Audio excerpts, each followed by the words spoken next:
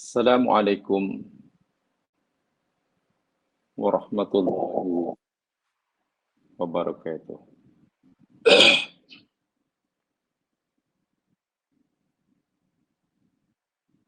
Alhamdulillah wa syukrulillah wa la hawla wa la quwwata illa billah.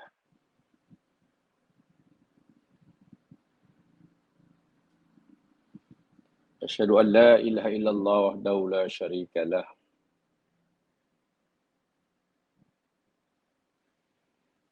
Wa asyhadu anna Muhammadan abduhu wa rasuluh.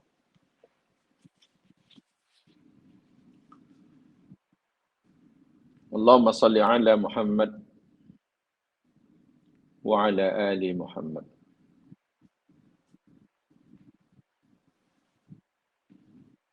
Raditu billahi rabba wa bil islami dina wa bi Muhammadin nabiyya wa rasulah. Rabbi shrah li sadri wa yassir li amri wahlul 'uqdatam min lisani yafqahu qawli.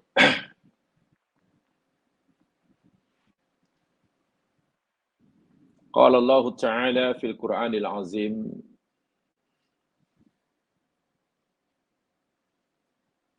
ba'da a'udzu billahi minasyaitonir rajim.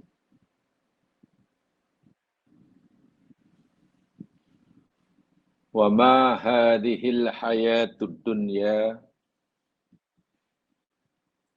illa lahwu wa la'ib.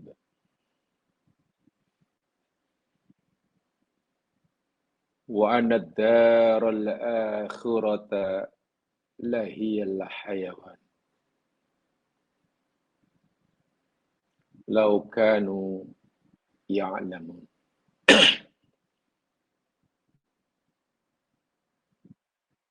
Yang bermaksud, dan tiadalah kehidupan dunia yang sekarang, yang di sini dan yang kini, melainkan ianya sesuatu yang melekakan kamu daripada tujuan hidup kamu yang sebenar, dan ianya lain tidak hanyalah sebagai permainan.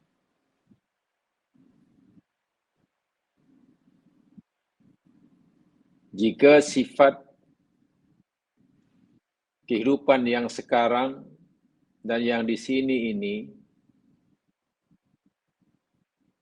lain tidak semata-mata kehidupan yang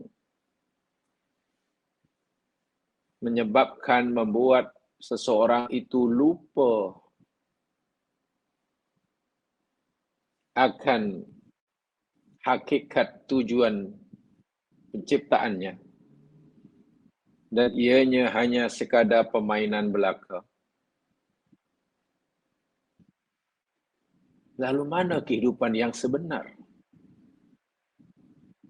Wa anna ad-daral akhirata lahiyal hayawan.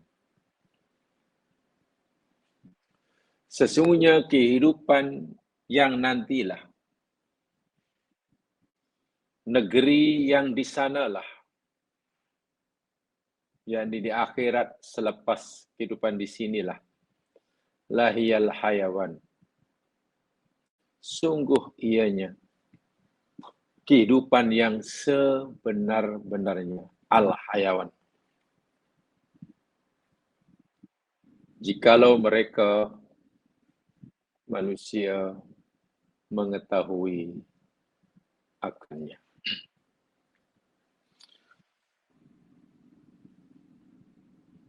Ini salah satu daripada peringatan Allah kepada kita hamba-Nya, sebagaimana yang Allah firmankan dalam surah yang ke-29, yakni surah Al-Ankabut ayat 64.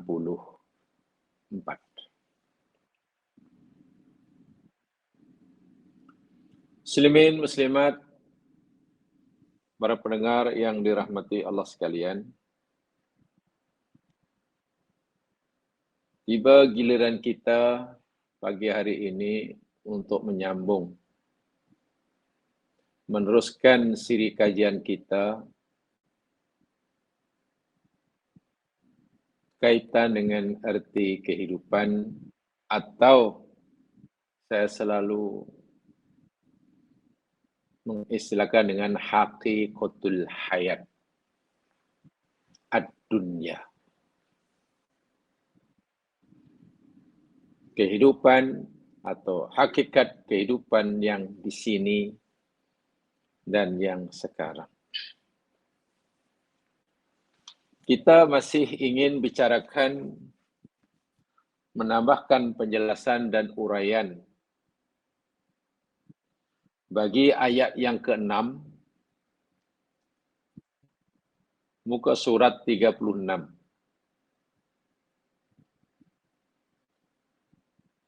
Saya ulangi, kita akan menambahkan penjelasan dan uraian kaitan ayat yang ke-6, muka surat 36.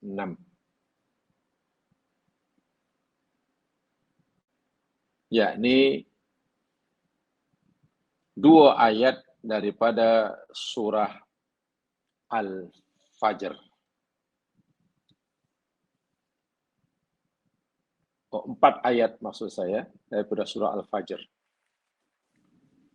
A'udzu billahi minasyaitonir rajim. Ya ayyatuhan nafsul mutmainnah, irji'i ila rabbiki radiyatan mardiyah, fadkhuli fi ibadi wadkhuli jannati. Sebagaimana yang telah kita jelaskan bersama, apa kaitan ayat ini dengan arti kehidupan?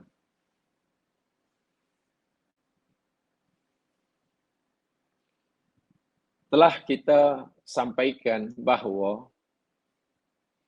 kehidupan di dunia ini tidaklah berkekalan. Ia ada tempoh tamatnya. Namanya ajal. Cepat ataupun lambat, ajal suatu yang pasti. Hidup di dunia tak kira lama atau sekejap, susah maupun senang, kaya maupun miskin, menjadi pemimpin negara atau menjadi rakyat biasa,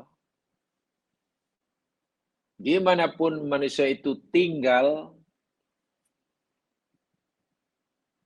kehidupan mereka akan sangat bererti, akan sangat bernilai apabila ketika mereka mengakhiri kehidupan mereka di sini untuk berpindah ke alam yang lebih tinggi, yakni alam barzah,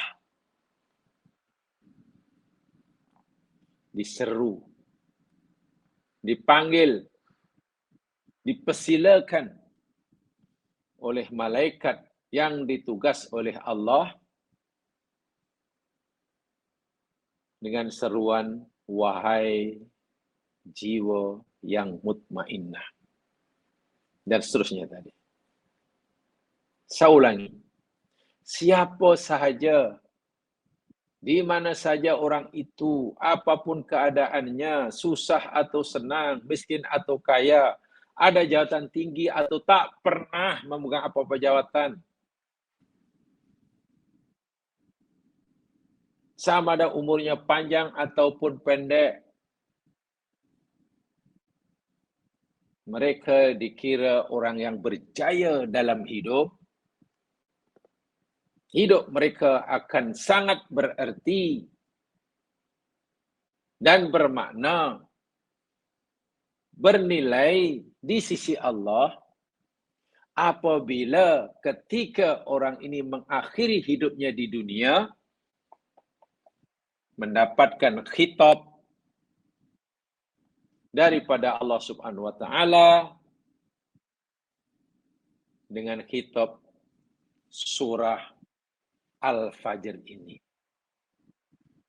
Semasa meninggal dipanggil, wahai jiwa yang mutmainnah, baliklah kamu, kembalilah pada Tuhanmu, ridha dan ridhoi.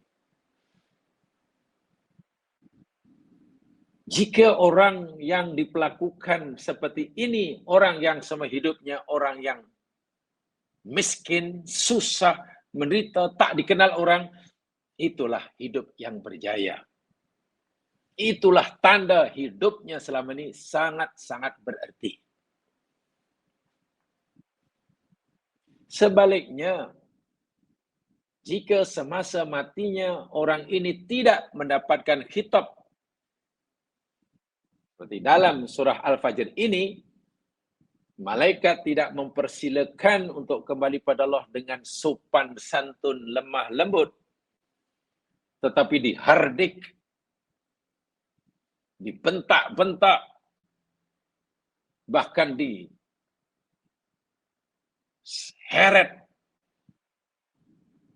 sambil dipukul-pukul muka dan belakangnya, bermana orang ini orang yang gagal dalam hidupnya di dunia. 80-90 tahun mereka hidup di dunia, kosong. Tidak punya arti apa-apa. Walaupun mungkin selama hidup di dunia, ia bergelar hartawan, bergelar jutawan, orang yang sangat dikagumi dan dihormati, dengan prestasi yang tidak perlu dipertikai. Jadi tanda aras kehidupan dunia berarti atau tidak, tanda arasnya satu di antaranya yakni tengok nanti semasa mengakhiri kehidupannya diperlakukan seperti apa oleh malaikat maut. Adakah malakul maut memperlakukannya dengan sopan santun lemah lembut? Wa nasyitati nashta, atau malakul maut memperlakukannya dengan sangat kasar, menghardiknya dengan sangat keras. Wa nazi'ati gharqa. Ini kaitan ayat ini dengan kehidupan. Pada siri yang lepas kita telah pelajari ayat yang pertama, ya ayatun nafsul mutmainnah. Ini sudah. Irji'i ila rabbiki radiyah mardiyah juga telah kita pelajari sama. Radiyah mardiyah. Ini kata kunci dia. Sehingga tujuan hidup di dunia selama beberapa puluh tahun ini jemaah sekalian, salah satu tujuan hidupnya yang paling penting sekali, yang membolehkan hidup ini menjadi berarti, bila ia ada dua perkara ini. Pertama apa? Radiyah. Kedua apa? Mardiyah. Hingga saat-saat akhir orang itu punya dua sifat ini. Radiyah dan mardiyah. Radiyah ayyakunu radina 'anillahi azza wa jalla. Orang ini ridha kepada Allah Subhanahu wa taala. Alaqatul 'abdi ma'a rabbih. Ini berkaitan dengan hubungan hamba dengan Allah sebagai penciptanya.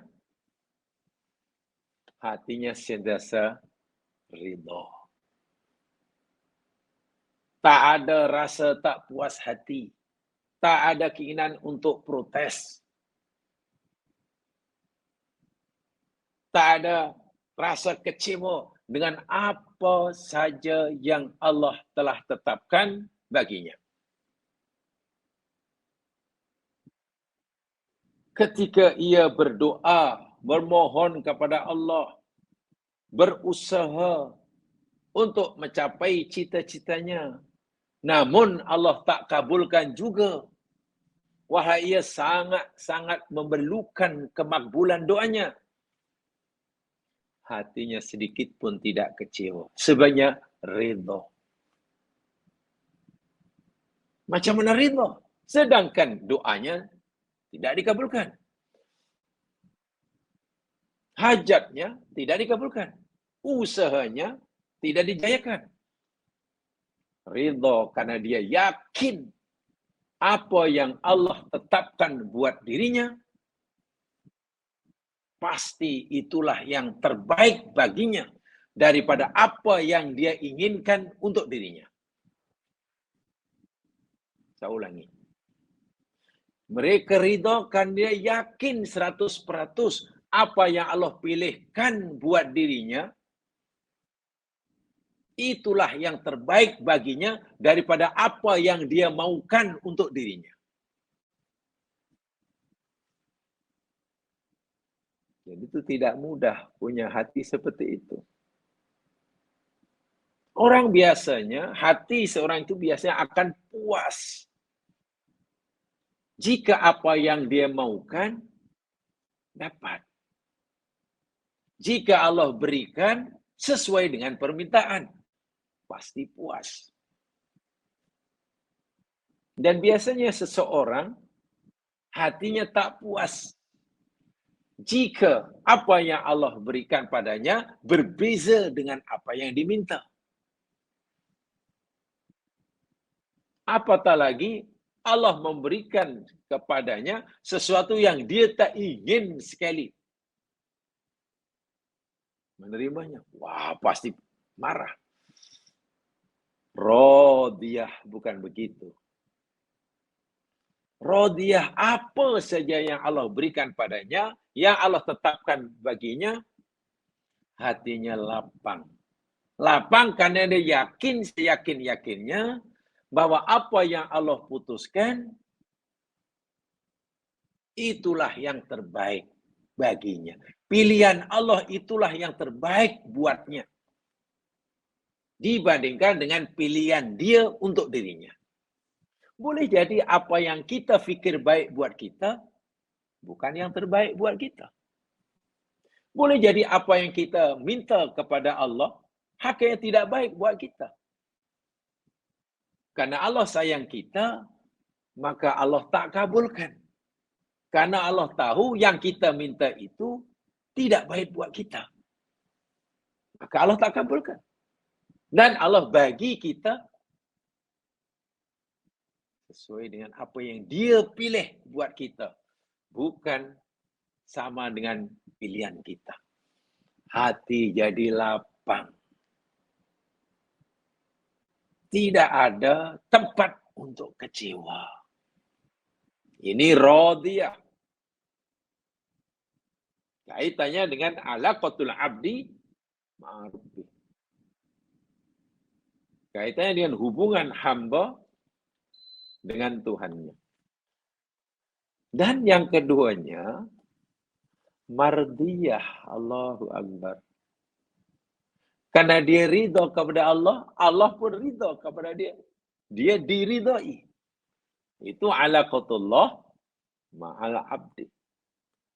Hubungan Allah kepada hambanya, Allah ridho dia. Karena hamba ridho pada Allah. Subhanallah. Sebab sebagaimana yang telah kita pelajari sama pada siri-siri yang lepas, bahasa mudahnya lah, sikap Allah kepada hambanya itu bergantung pada sikap hamba kepada Allah. Saya ulangi. Bagaimana sikap Allah kepada kita, bergantung bagaimana sikap kita kepadanya. Ini bahasa kita ya untuk memudahkan pemahaman. Jika sikap kita berusaha mendekatkan diri padanya, dia pun akan mendekatkan diri kepada kita. Bila kita mencintainya, dia pun akan mencintai kita. Bila kita menjauhkan diri daripadanya, dia pun menjauhkan diri daripada kita. Bila kita ridha dia, dia pun ridha kita. Jangan kita mengharapkan Allah, istilahnya, mencintai kita, jika kita sendiri tidak ada usaha mencintainya. Jangan mengharap Allah mendekat dengan kita, jika kita sendiri sentiasa menjauhkan diri daripadanya. Radiyah, mardiyah. Jadi, mereka ridha dengan apa yang Allah ridha, sehingga mereka diridhai.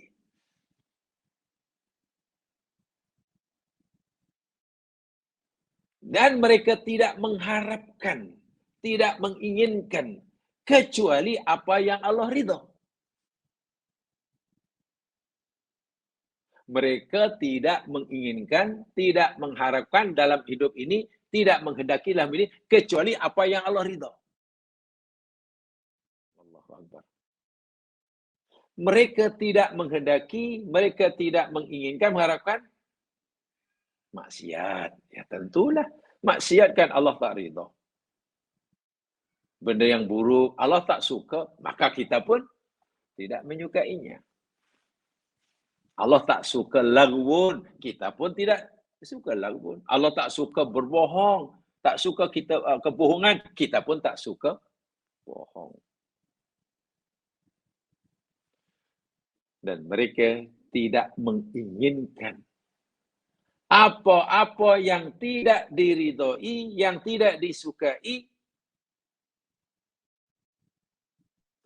oleh ahlul jannah.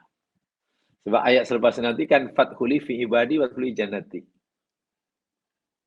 Orang-orang ini tidak menyukai, tidak meridhoi apa-apa yang tidak diridhoi oleh ahlul jannah. Karena mereka ingin bergabung dengan ahli surga.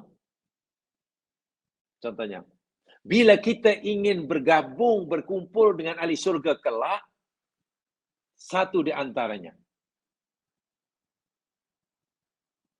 kita tidak menginginkan, kita tidak menyukai apa yang tidak disukai oleh ahli jannah. Jangan benda-benda yang ahli surga tak suka, kita pula menyukainya. Sedangkan kita ingin dipertemukan, dikumpulkan dengan mereka. Nah, itu kontras. Itu bermasalah. Itu rodiyah mardiyah. Kaitannya dengan apa yang dalam hati. Paham ya? Nah, sekarang selepas kita sudah punya dua sifat, jiwa mutmainah sudah radiyah, sudah mardiyah. Apa kata malaikat atas perintah Allah kepada orang yang jiwanya mutmainah ini? Ini di penghujung hayatnya ini. Fadkhuli fi ibadi wadkhuli jannati. masuklah kamu fi ibadi, dalam gulungan hambaku. Wadkhuli jannati, dan masuklah kamu ke dalam surgaku. Allahu Akbar. Untuk mendapatkan karomah, kemuliaan, makom yang setinggi ini, perlakuan yang sesantun dan selembut, semesra ini, daripada Allah melalui malakul maut. Ketika kita menemui ajal kita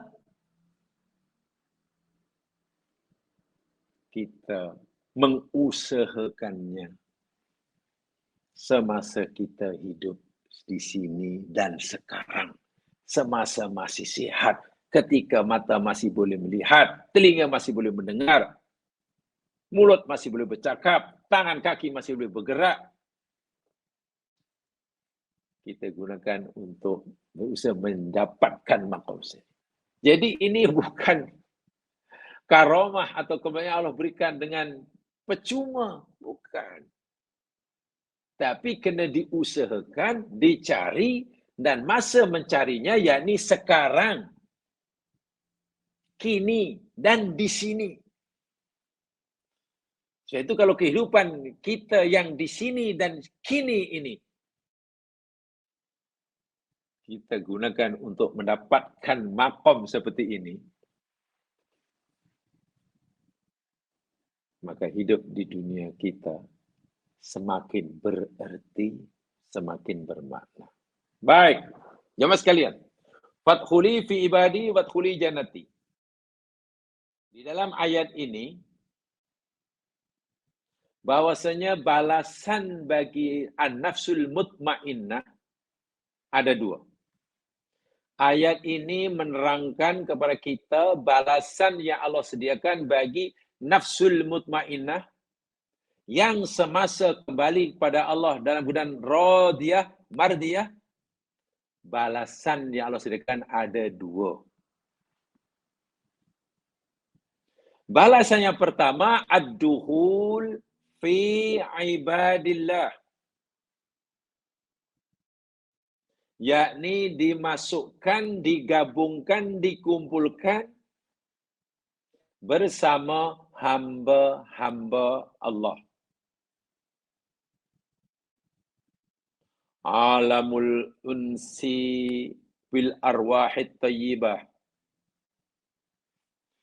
Apa maksud dikumpulkan dengan hamba-hamba Allah ini? Jamaah sekalian, salah satu daripada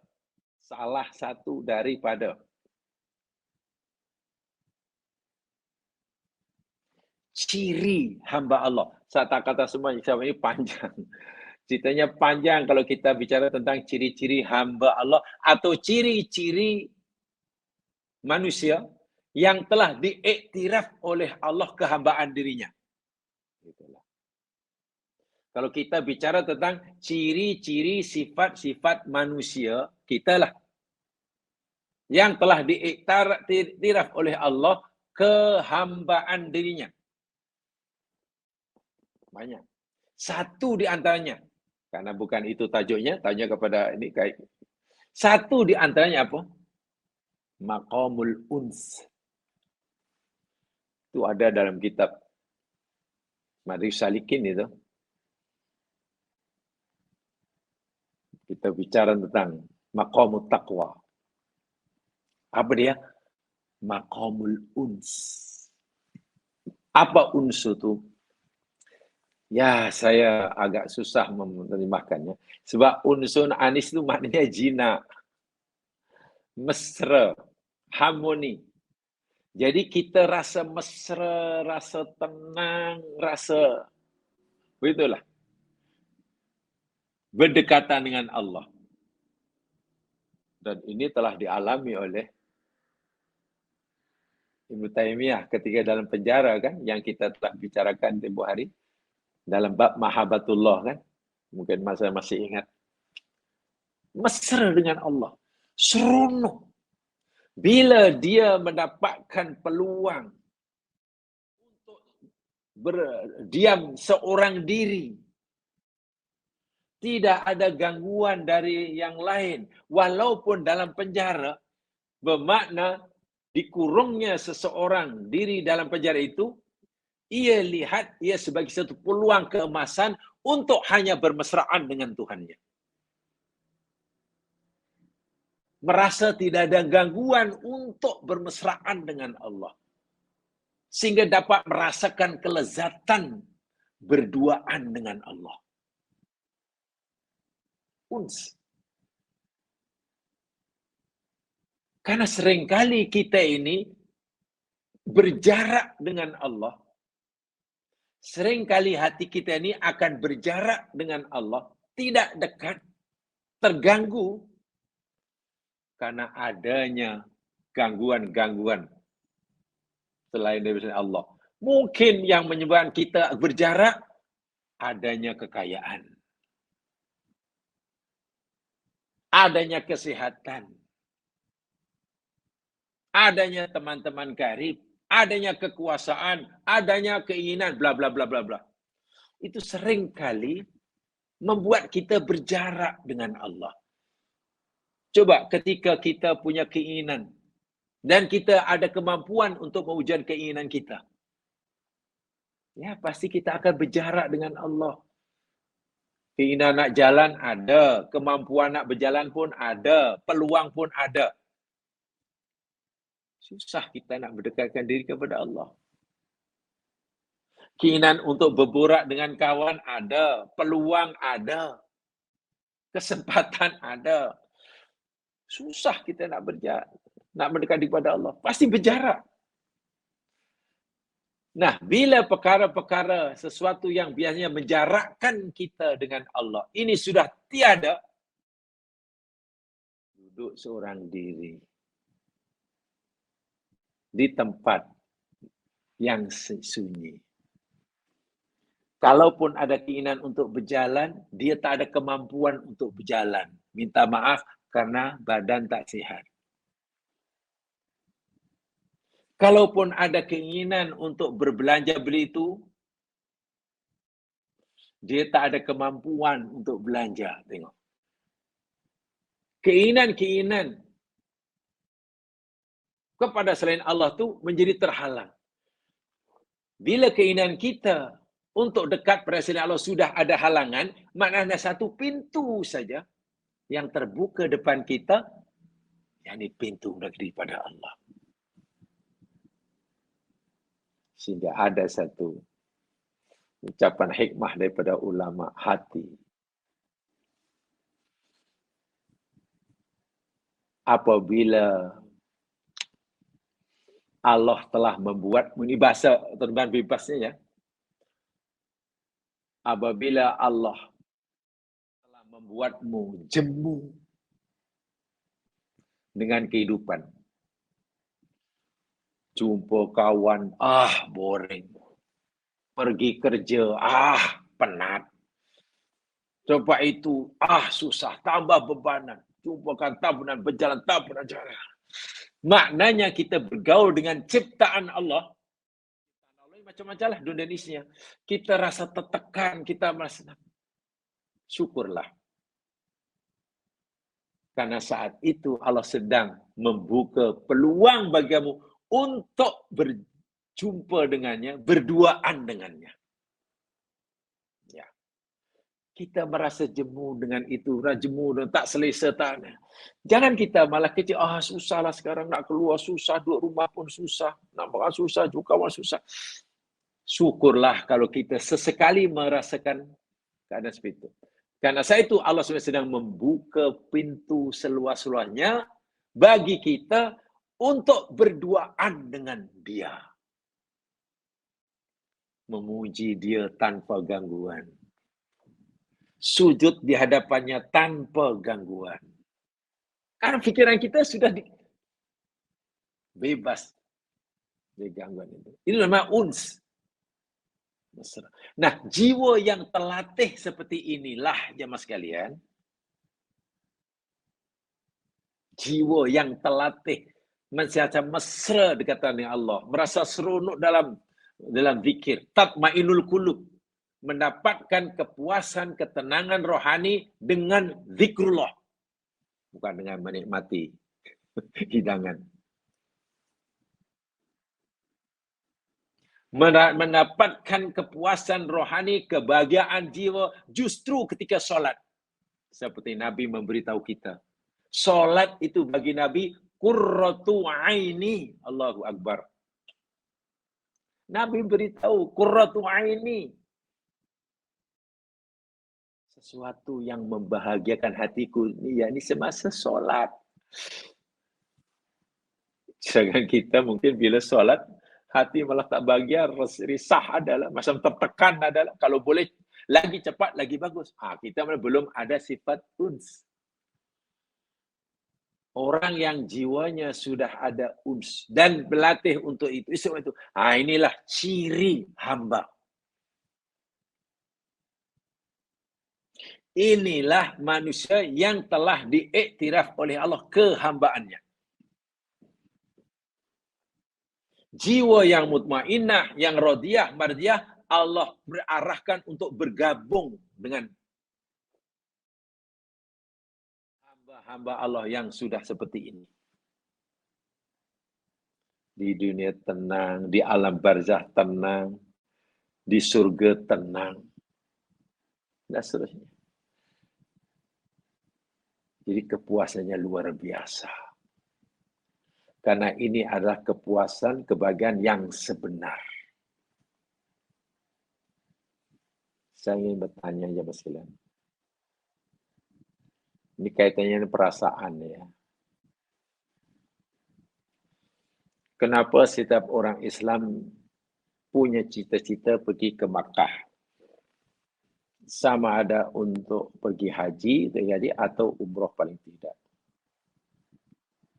Dan kenapa yang dah pergi ingin pergi lagi? Macam tak puas. Dan kenapa orang sanggup berebut-rebut, sanggup pergi awal ke Masjid Haram. Kalau boleh berada di saf paling hadapan. Sanggup pergi awal dan keluar lambat. Wah, di Makkah ada apa? Apalagi zaman dahulu, 50 tahun dahulu. Apa yang ada pada pasir, tak menarik pun. Saya seronok nak pergi Makkah. Kenapa? Karena tengok bangunan tinggi. Kuala Lumpur pun banyak bangunan tinggi. Ramai orang Timur Tengah pergi Kuala Lumpur. Kagum dengan KLCC. Di Makkah pun ada jam besar. Kalau jam besar itu kan kita boleh, kalau kita mau mungkin kita boleh buat lebih besar daripada di Zam-Zam Tower. Ya ada apa ya? Di Makkah ada orang jual tamar, ada pasar tamar. Di sini pun banyak pasar tamar. Di Makkah banyak tempat shopping, buat jual jubah. Masya Allah. Di Kuala Lumpur tu tak kurang kedai jual jubah. Lalu apa yang membuat kita tertarik? Ini pasti ada apa-apanya di Makkah. Kenapa hati begitu tenang, puas bila berada di dekat dengan Kaabah dan sedang khusyuk solat, macam tak puas, macam tak nak balik. Sanggup berebut. Inilah hati. Karena kepuasan itu ada di dalam hati. Kebahagiaan itu ada di sini. Kita sebenarnya sudah mulai mendapatkan rasa uns, kemesraan dengan Allah. Tak jemu. Kalau boleh Allah dah nak balik, baru 2 minggu dah nak balik. Allah baru 2 jam kita dah kena balik ke asrama, penginapan. Kalau boleh lama-lama dalam masjid itu, seronok. Tapi coba, Yamah pergilah taman yang paling indah sekalipun. Panjatlah di lereng bukit. Villa di lereng bukit. Tinggi. Dengan pemandangan yang menghijau. Seluas. Sejauh mata memandang. Indah sekali. Mula-mula kita datang ke villa atau bukit itu pasti kagum kita. Kita wah. Indah. Kita nikmati cantiknya, buka tengok cantiknya.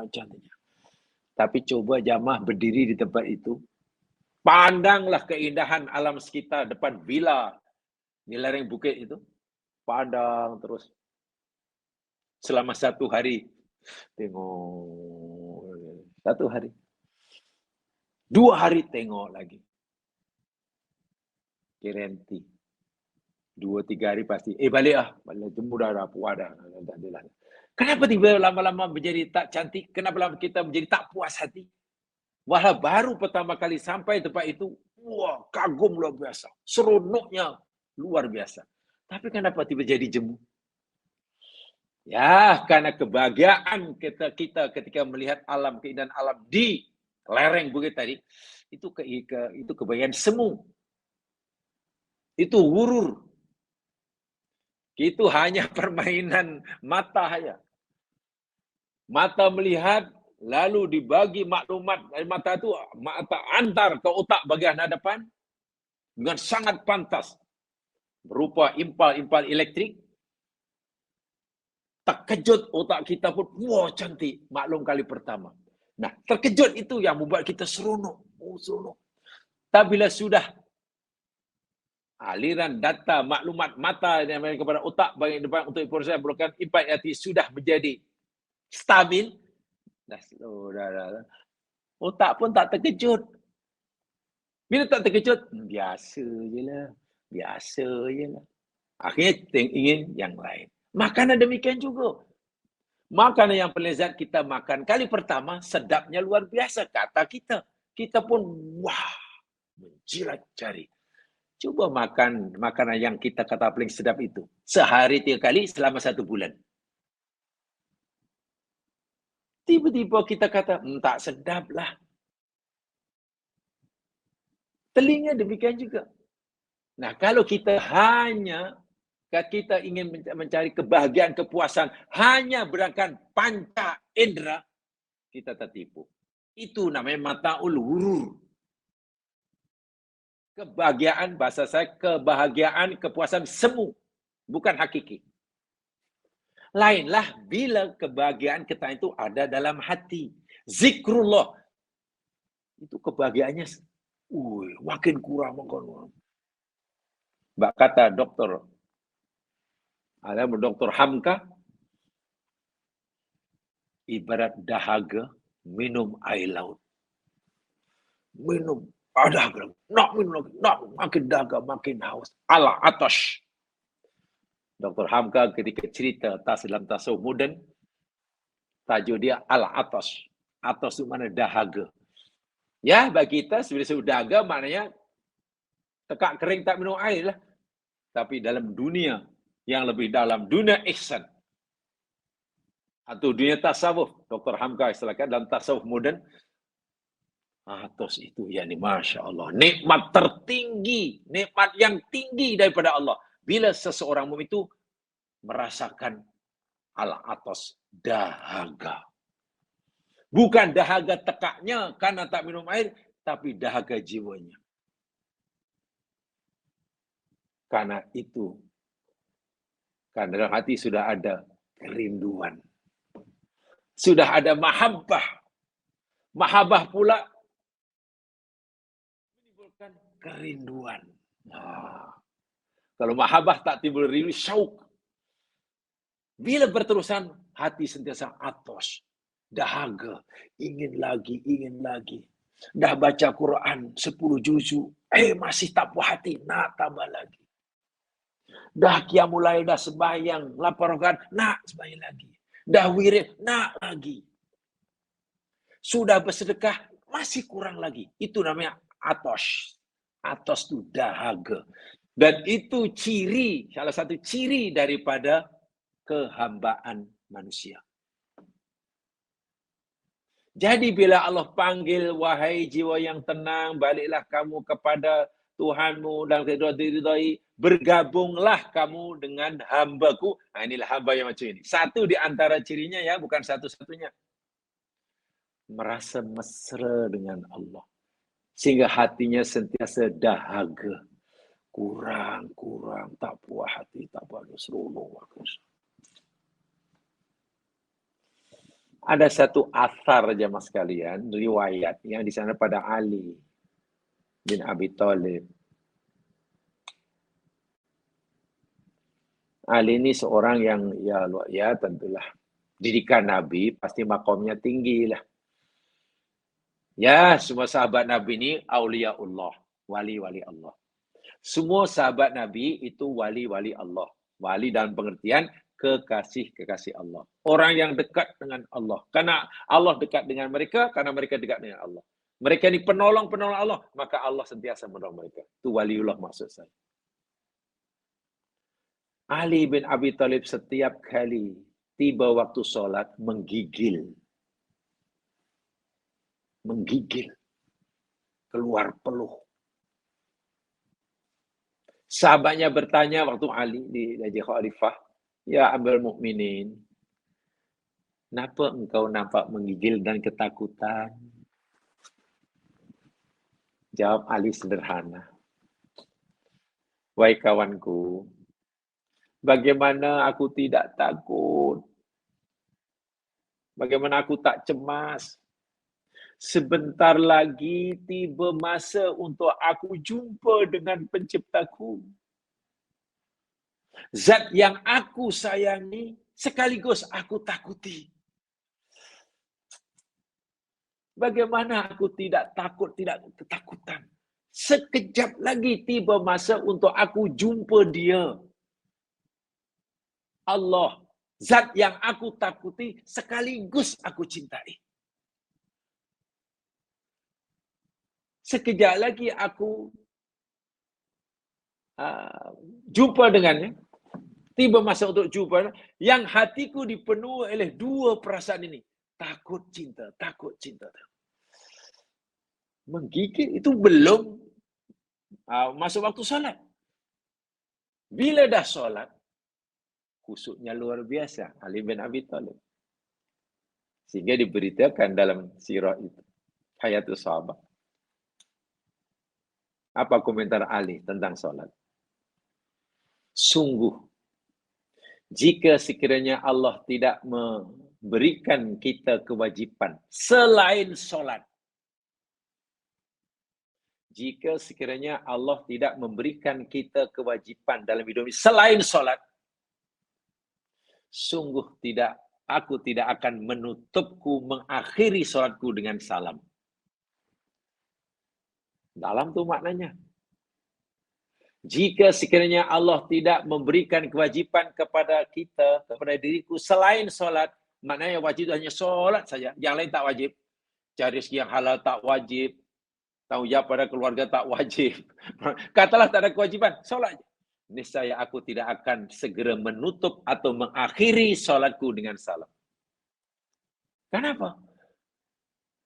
Ali bin Abi Thalib tidak mau melepaskan kehilangan peluang untuk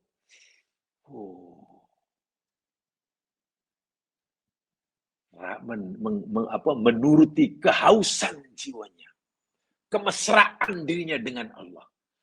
Ya, tapi karena ada kewajiban yang lain, mau tak mau kena assalamualaikum, kena habislah. Kalau boleh solat itu berlama-lama. Sebelum solat ketakutan, bila solat kalau boleh berlama-lama. Nah itu hamba yang sudah luar biasa itu. Sekarang kita bandingkan dengan kita. Pernah kita menggigil ketika setiap kali tiba waktu sholat? Ya, saya pernah menggigil, alhamdulillah. Menggigil pasal apa? Pasal nak sholat ke tak? Menggigil pasal demam. Pernahkah kita ingin berlama-lama dalam sholat atau ingin menyegerakan, mempercepat sholat kita? Jadi makmum, imam pula panjang, bila lah nak salam, bila nak salam. Nah, makna kita masih perlu usaha untuk meningkatkan ni. Kenapa kita tidak merasakan kepuasan dalam solat? Kenapa kita tidak ada haus dalam hati? Kenapa tidak ada sifat atos dalam hati ketika kita sedang berduaan dengannya? Kurang. Ibarat orang bercakap, bercakap dengan B kekasihnya, tak ada duanya. Ada peluang untuk bercakap, kalau boleh bukan satu jam. Kalau boleh tak 2 jam? Tak boleh, 3 jam. 3 jam, 4 jam lah. 1 hari lah. Tak mau putus. Maklum, ia sedang beri peluang bercakap dengan kekasihnya, satu-satunya. Takkan kita tidak merasakan begitu? Kalau belum, mari kita usahakan.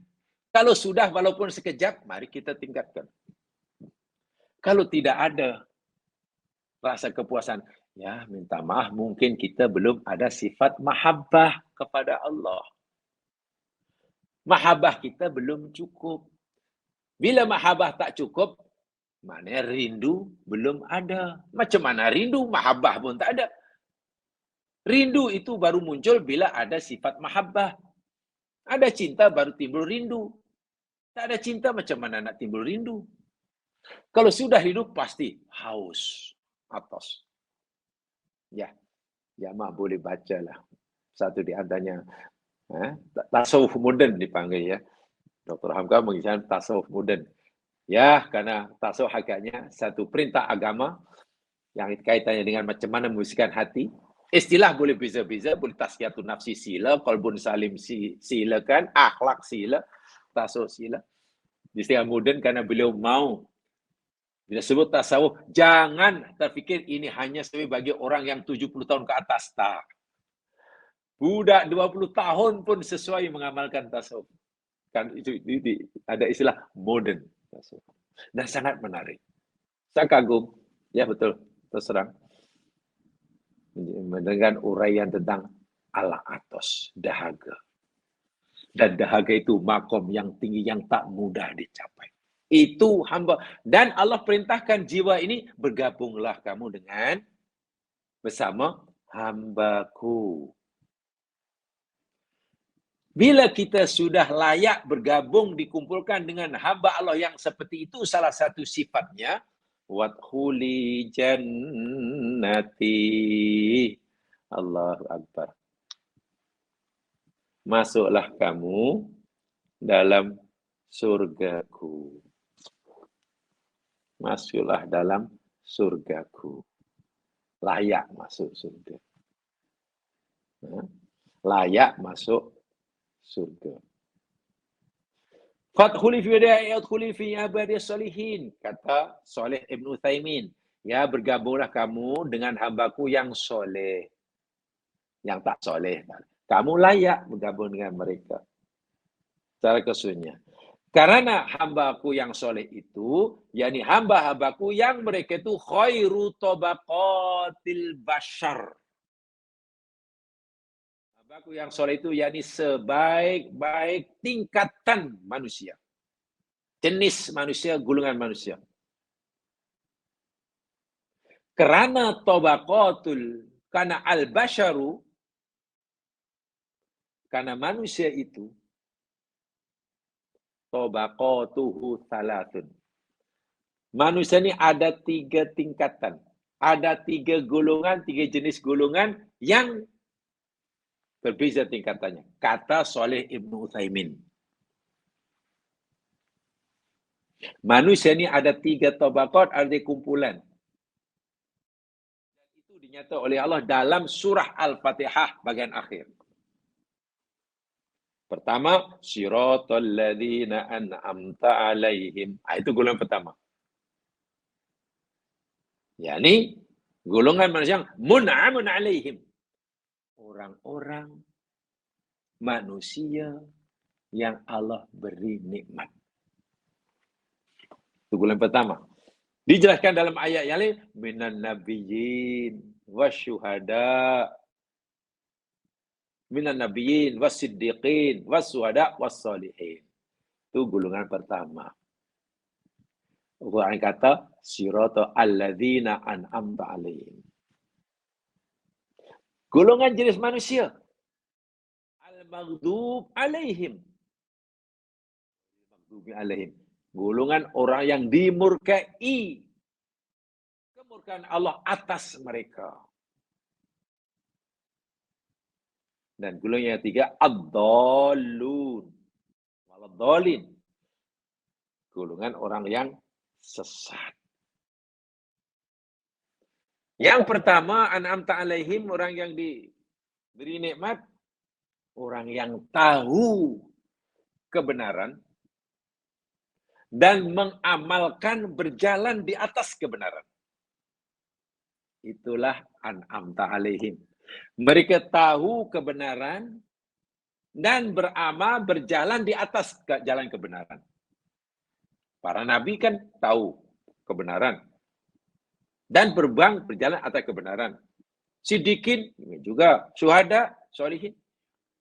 Al-maghdub, orang yang dimurkai, tahu kebenaran tetapi melanggar atau meninggalkan kebenaran. Mereka tahu kebenaran, tapi jalan yang dilaluinya berbeza dengan jalan benar yang ia ketahui. Itu maghdub. Ya, dalam tafsir merujuk kepada orang Yahudi. Tahu kebenaran, tetapi mereka tidak menerimanya atau memilih jalan yang lain. Itu dimurka itu. Adapun ad-dhalin, golongan yang ketiga, dia tidak tahu kebenaran. Sehingga amal perbuatannya, jalan hidupnya sesatlah.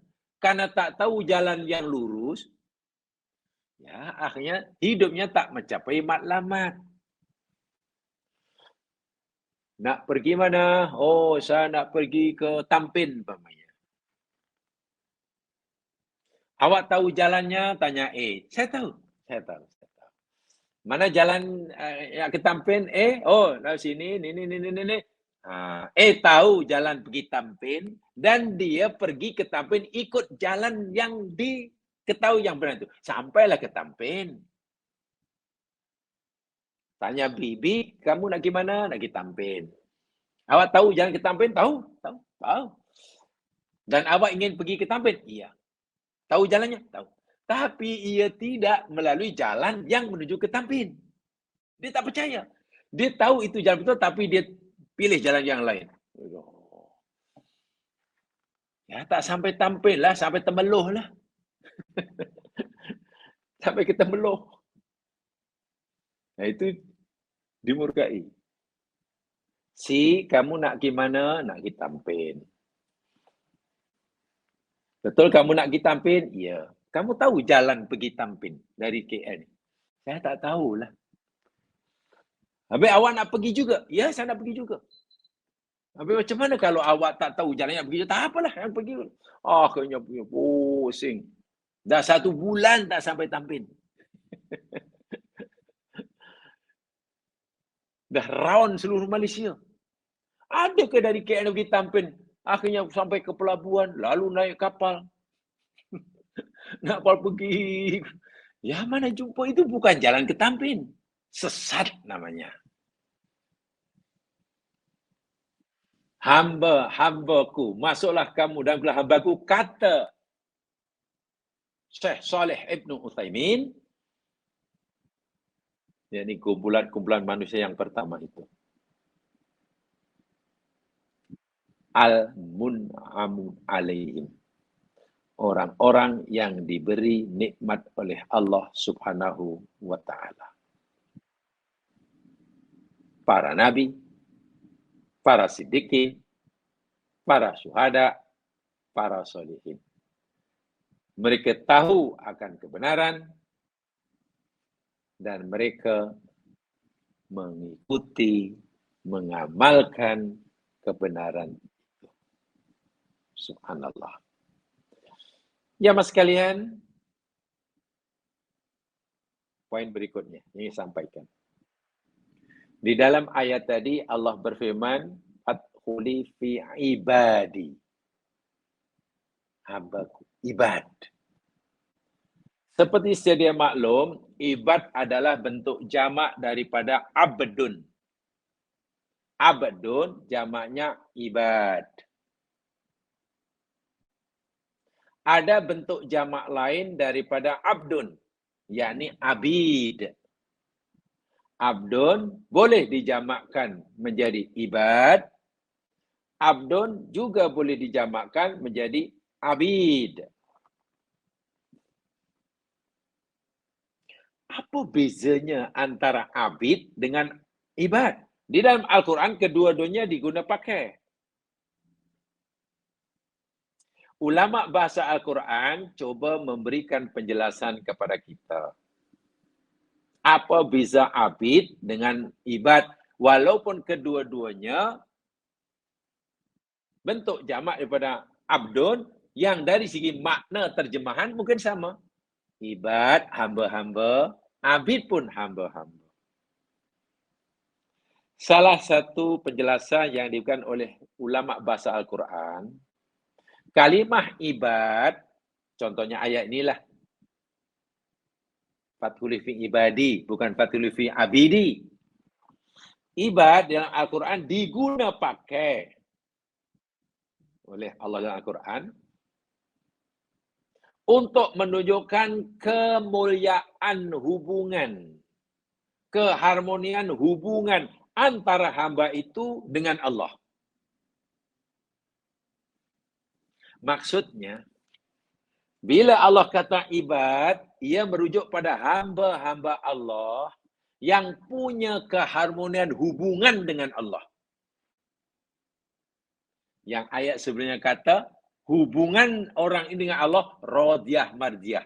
Orang yang macam ini dipanggil ibad. Bermakna hanya merujuk kepada yang baik-baik sahaja.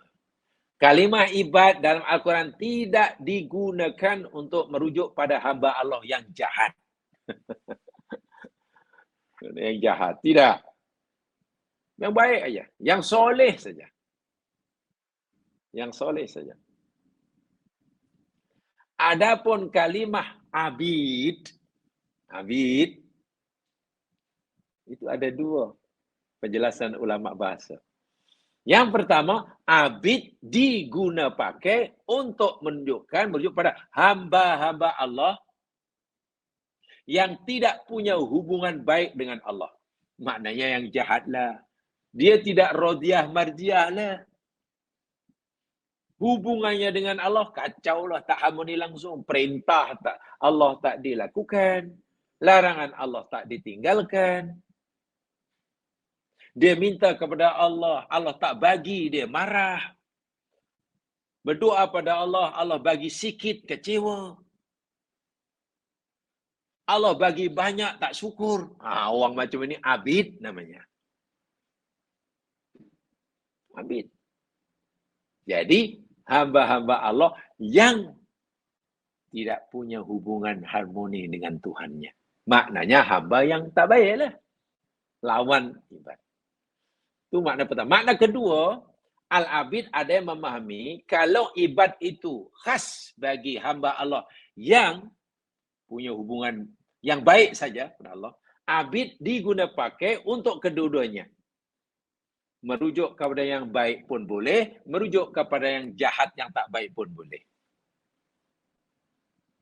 Tapi makna pertama itu lebih tepat. Jadi bezanya secara umum, kalau ibad itu mesti diguna pakai oleh Allah pada orang yang baik. Contohnya ini, fathuli fi ibadi. Tidak mungkin fathuli fi abidi. Wa ibadur rahmanil ladzina yamshuna 'alal ardi hauna wa idza khatabahumul jahiluna qalu salama. Allah sebut ibadur rahman, bukan abidur rahman. Itu dalam surah Al-Furqan itulah. Dalam surah Al-Furqan Allah kata wa ibadur rahman. Dan hamba-hamba kepada Allah yang Maha Pengasih. Bukan abid. Kerana manusia-manusia yang Allah sebutkan dalam surah Ar-Rahman, surah Al-Furqan bagian akhir itu, Al-Furqan ayat 6 3 itu dan seterusnya.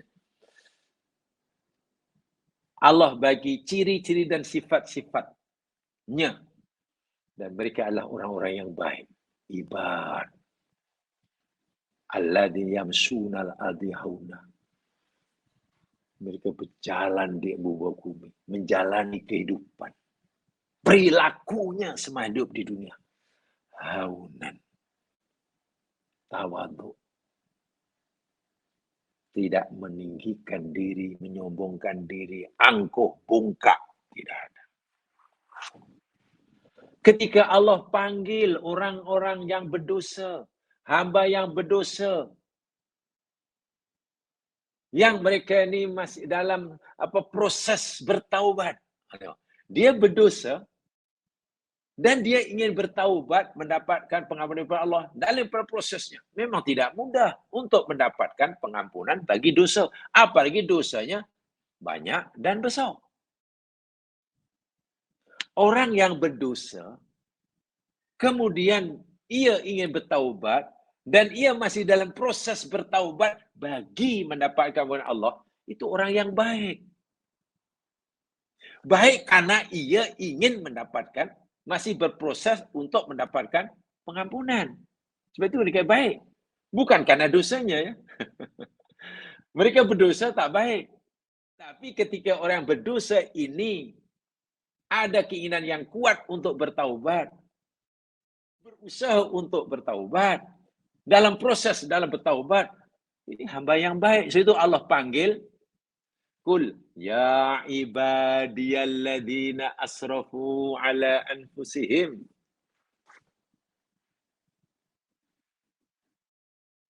Allah panggil ya ibadi, wahai hambaku. Alladzina asrafu ala anfusihim, yang telah melampaui batas diri mereka. Maknanya pelaku-pelaku dosa. Macam mana Allah panggil, wahai hamba-hambaku yang telah banyak melakukan dosa-dosa besar. Macam mana hamba Allah yang banyak melakukan dosa besar Allah panggil ibadi? Katanya ibadi ini orang yang punya hubungan baik dengan Allah.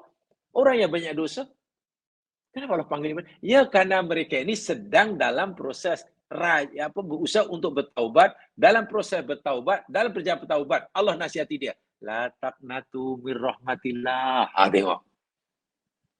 Janganlah kamu putus asa daripada mencari rahmat Allah, yakni pengampunanku.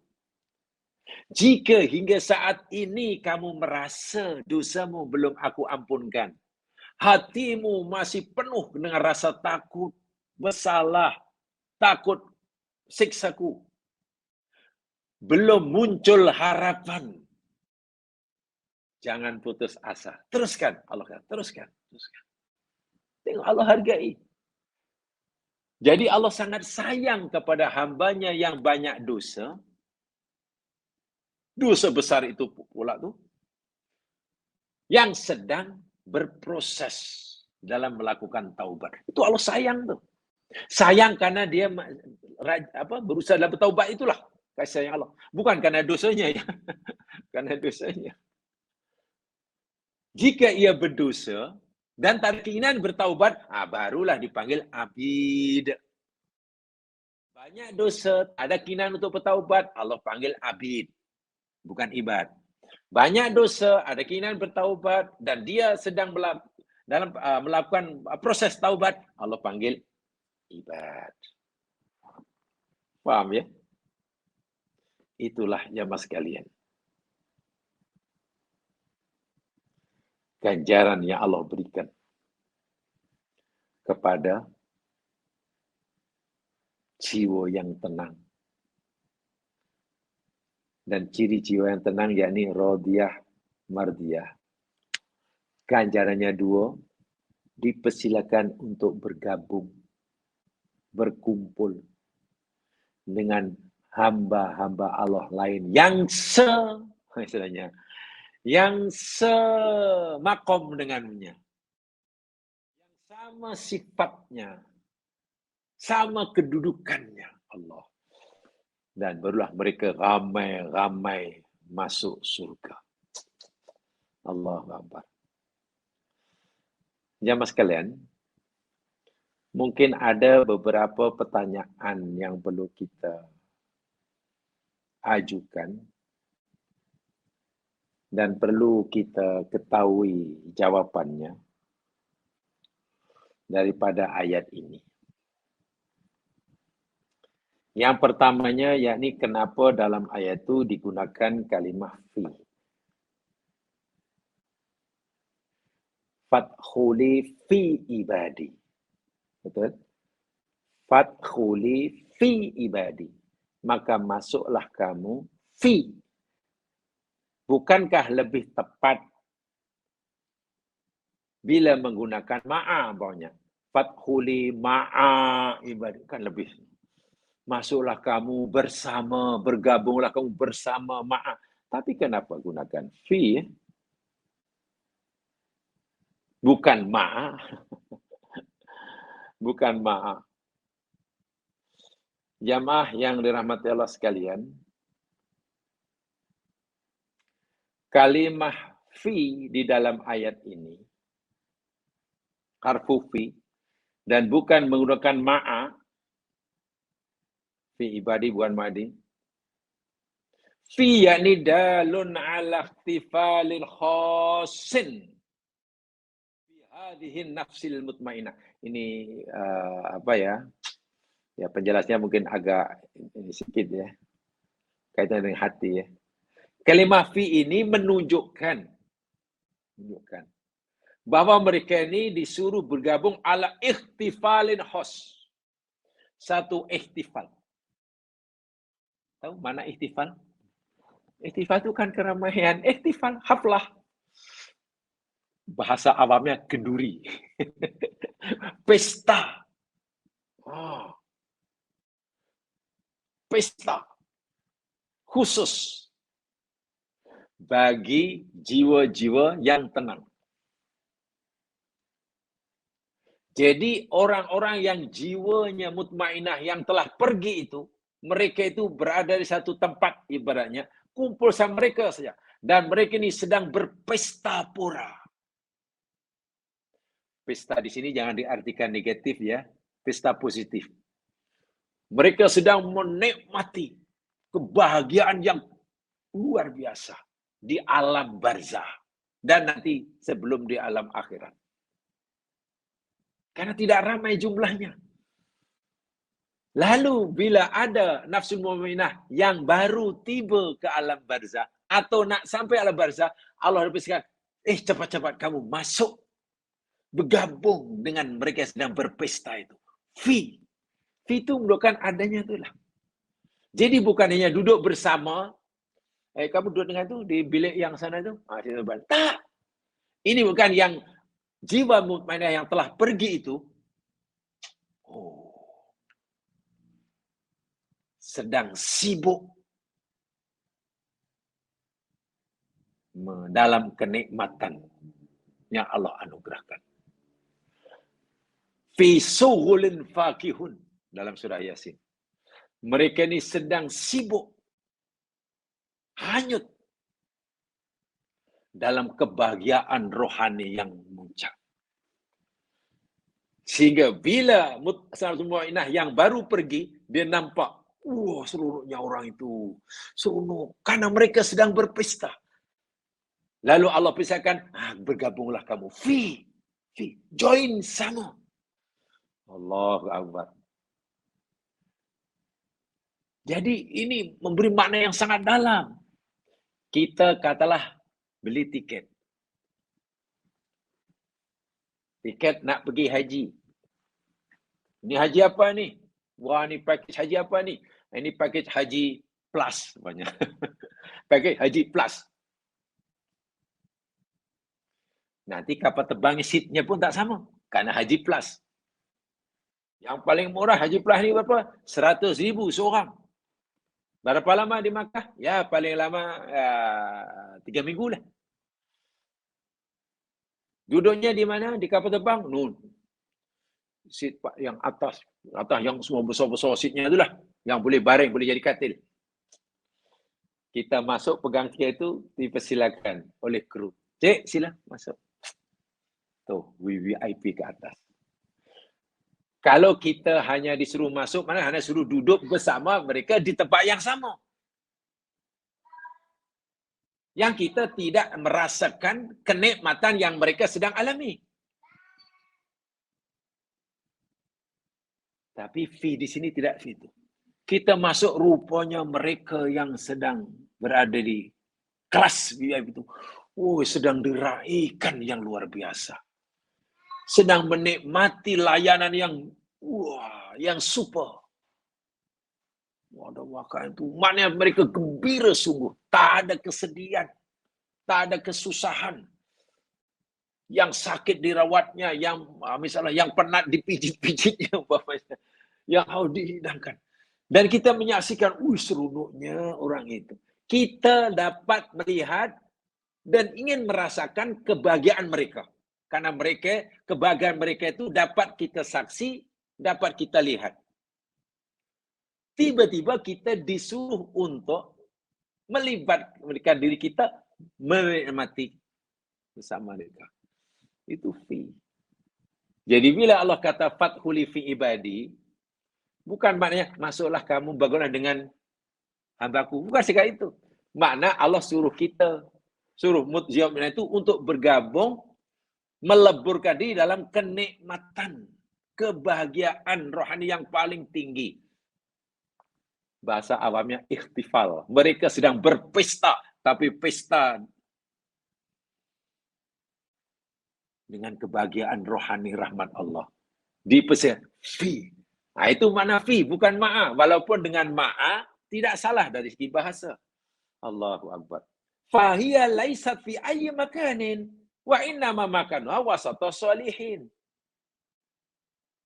Yang keduanya, bila Allah kata fi, maknanya orang yang baru sampai ini boleh melebur diri dengan kumpulan yang telah mendahului yang bahagia ini di mana saja tempat yang dia di tempat yang di tengah-tengah mereka. Fi itu merupakan di tengah-tengah. Kalau ma'a ditentukan. Bangunlah kamu di tepi pun jadilah kalau tak ada tempat tengah. Sila masukkan ni dan bergabung dengan kumpulan ini. Di tepi pun boleh, di belakang pun boleh. Itu kalau ma'a. Tapi kan ini orang sangat istimewa, bergabung kamu fi di dalam. Maknanya tempatnya dah disediakan, reserve di tengah-tengah. Dalam tu makna fi itu jemaah sekalian. Itu ganjaran yang Allah berikan. Ganjarannya bukan sekadar diiktiraf kehambaannya. Ganjarannya bukan sekadar dipersilakan untuk mengambil bahagian, untuk join sama dengan kepuasan, kebahagiaan, pesta, kebahagiaan rohani. Tapi ganjarannya, mereka disuruh menempatkan dirinya, mengambil tempat di tengah-tengah fi ibadi, bukan ma'a. Faham ya?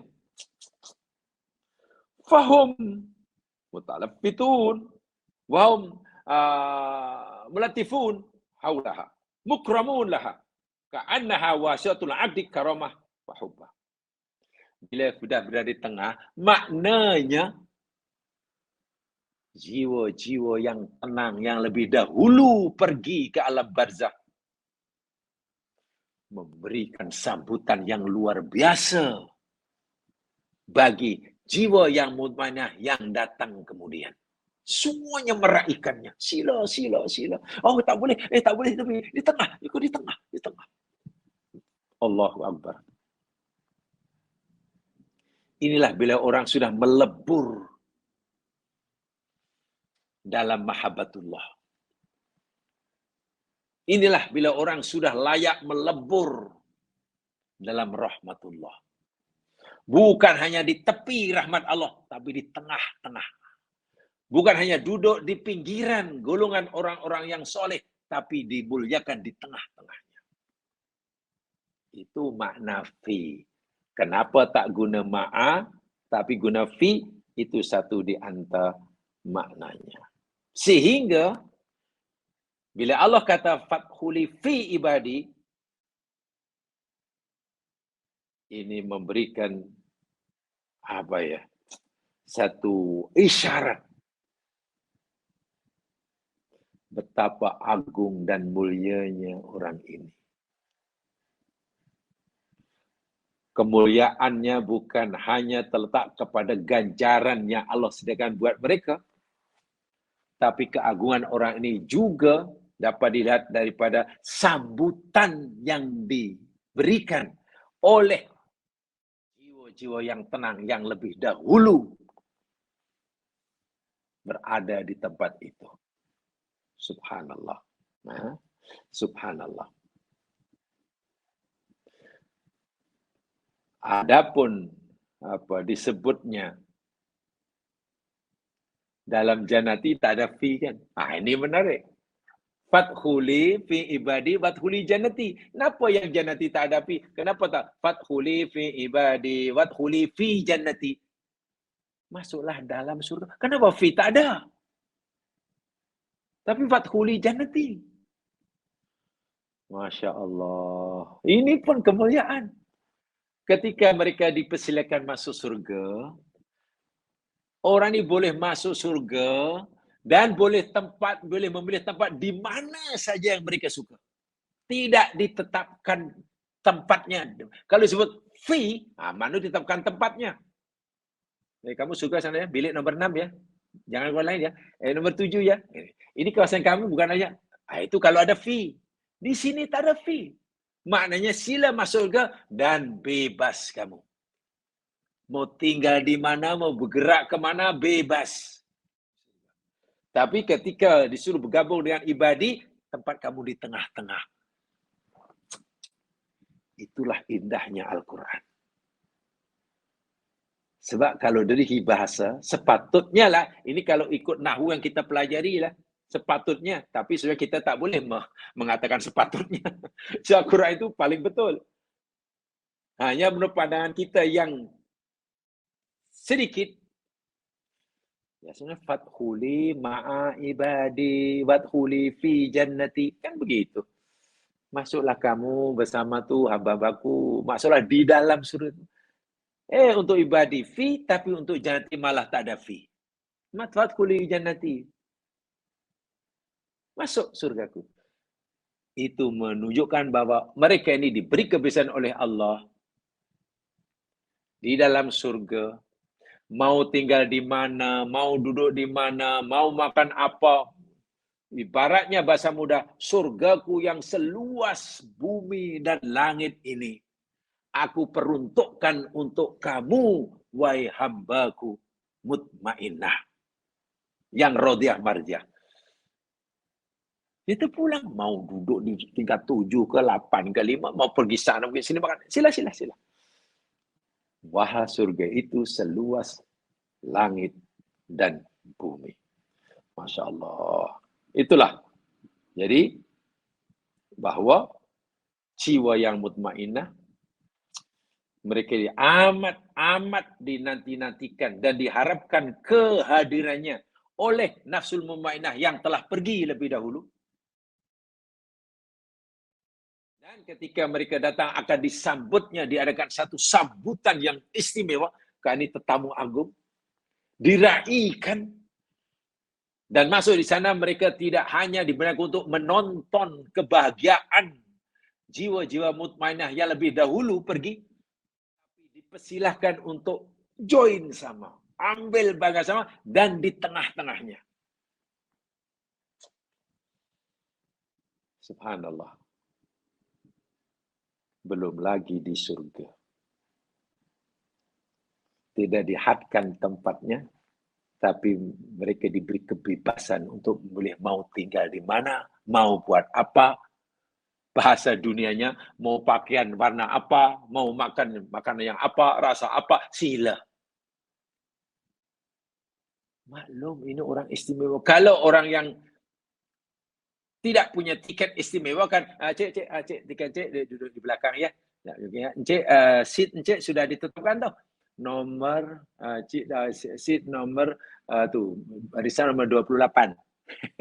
E28, B28. Cik tak boleh pindah? Maklumlah tiketnya ngam-ngam. Cik sila, ini pesan makanan dan makanan untuk cik ada 2 jenis ini je. Pilih satu ya, pilih satu dari 2 ini. Cik nak apa? Cik nak nasi kerabu atau nasi lemak? Tapi Tapi saya pilih yang lain, itu yang sebelah tu cantik. Nah, itu untuk dia orang, Cik. Untuk Encik, hanya layak pilih 2 ini saja. Minuman hanya 2, Cik. Sama ada teh, TO, atau kopi O. Ya maklum tiketnya sekat itu. Ini an-nafsul mutmainnah. Tak ada. Mau pesan makanan apa pun boleh. Mau duduk di kursi manapun, sila. Ibarat diberi kebebasan mutlak. Allahu Akbar. Karena memang tidak ada larangan bagi mereka di surga. Tidak ada tempat larangan bagi mereka. Itulah matlamat hidup. Bila hidup kita di dunia selama 10 tahun, 20 tahun, 70 tahun itu membolehkan kita nanti mencapai makom seperti ini, itulah hidup yang bererti, yang paling bermakna. Jiwa yang mutmainnah, cirinya rodiyah, mardiyah, balasannya suruh gabung dengan ibadi dan masuk jannati. Siapapun kita, mau orang susah, orang senang, orang kaya, orang miskin, rakyat biasa, pemimpin negara, orang kulit hitam, sawo matang, laki atau perempuan, duduk kampung, duduk bandar, berjabatan tinggi, atau tak pernah punya jawatan. Bila nanti mengakhiri hidupnya di dunia, ia layak mendapatkan layanan. Ya ayatan muslimah, itulah hidup yang paling berarti. Itulah hidup yang paling berarti. Nyawa sekalian, itu saja. Alhamdulillah selesai sudah. Ayat yang ke-6. Bersiri-siri saya telah sampaikan, kita telah belajar sama. Karena mungkin ya, karena saya merasa perlu untuk mendapatkan maklumat sebanyak yang boleh tentang ayat ini untuk kita jadikan panduan. Karena terus terang, saya mengajar, disuruh mengajar ini, saya pribadilah, saya tidak mengejar silabusnya, tidak mengejar silabus, tidak mengejar ayat ini mesti siap bulan ini. Ya, untuk saya begitulah. Nah, untuk saya begitu. Jadi kalau umpamanya dalam 1 bulan 1 tahun hanya 2 ayat, ya 2 ayat lah. Tapi kalau tak baik, ya tak baik, ya biar diteruskan yang lain lah. Saya punya prinsip itu untuk aja. Bukan mesti, kena habis. Saya tidak. Untuk saya ya, Allah untuk yang lain, itu yang saya maukan. Supaya saya sendiri mendapatkan kepuasan dalam menyampaikan. Itu paling tidak saya sendiri merasa puas menyampaikan. Tentu ikut kadar kemampuan diri yang sangat terhad ini. Kurang lebihnya mohon dimaafkan. Subhanakallahumma bihamdika asyhadu an la ilaha illa anta astaghfiruka wa atubu ilaik. A'udzu syaitonir rajim. Al-'asyinnal insana fi khusr illa alladziina aamanu shalihat tawasaw bil haqq tawasaw bis sabr. Assalamualaikum warahmatullahi wabarakatuh.